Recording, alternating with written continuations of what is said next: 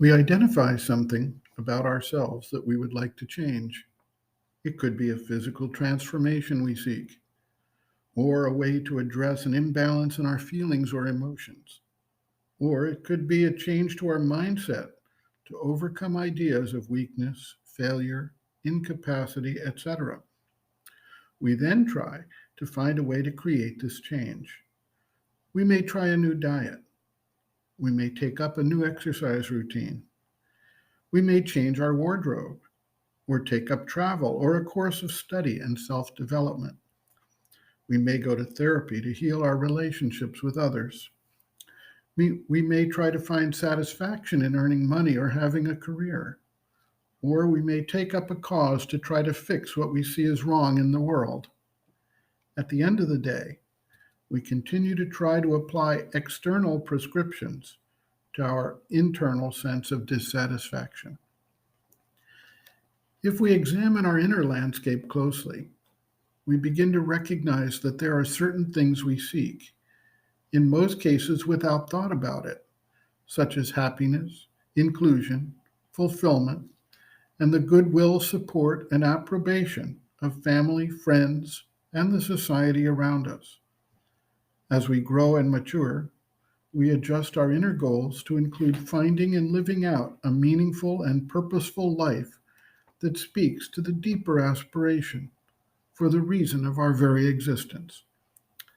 As our mental awareness engages, we seek for understanding of ourselves, the world we live in, the meaning of our lives, and the purpose and nature of existence itself. The first thing we run into as we undertake this examination is a lot of confusion about things. Why are we unable to effectuate change that we know we want to accomplish? How do we sort out the conflicting motives, drives, desires, emotions, feelings, and thoughts that are constantly pushing us and pulling us in all different directions? It is in this area that Sri Aurobindo's insight about the different parts of the being, their different nature and drives, and the manner of their action and interaction becomes valuable, even essential, in bringing clarity to this inner chaotic state. The process of separating oneself from the action of all these forces and beginning to observe them, understand where they come from and how they arise, and what power they have in their action, is the meaning of becoming conscious. The mother observes, quote, "To work for your perfection, the first step is to become conscious of yourself, of the different parts of your being and their respective activities. You must learn to distinguish these different parts one from another, so that you may become clearly aware of the origin of the movements that occur in you, the many impulses, reactions, and conflicting wills that drive you to action. It is an assiduous study which demands much perseverance and sincerity.